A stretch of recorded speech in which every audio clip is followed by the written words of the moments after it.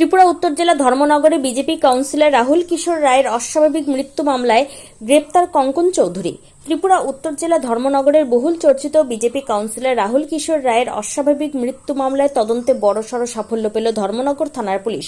মৃত কাউন্সিলরের স্ত্রীর দায়ের করা লিখিত অভিযোগের ভিত্তিতে তদন্ত চালিয়ে ঘটনার 19 দিনের মাথায় অভিযুক্ত 7 জনের মধ্যে একজনকে গ্রেপ্তার করেছে পুলিশ।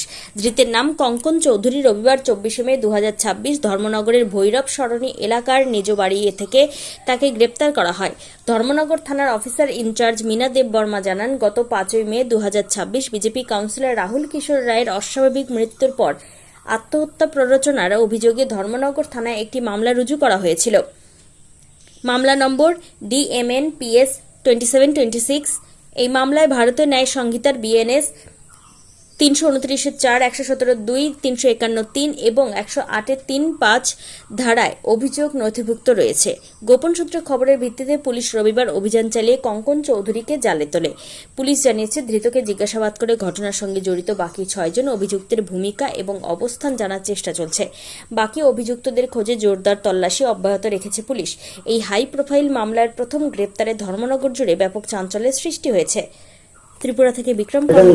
রাহুল কিশোর রায়ের অস্বাভাবিক মৃত্যুর পিছনে 7 জনের নামে FIR হয়েছিল। আমরা যতটুকু কভার করলাম, একজনকে আটক করা হয়েছে। কোথায় থেকে আটক করা হয়েছে? আমরা ধর্মনগর, ওনার কঙ্কন চৌধুরীর নামে ওনার বাড়ি আপনার ভৈরব সরণি, ওইখান থেকে অ্যারেস্ট করা হয়েছে। সিক্রেট ইনফরমেশনে আমরা পাওয়া গেল যে উনি বাড়িতে আইছেন, তারপরে আজকে সকালে আমরা অ্যারেস্ট করছি ওনারা।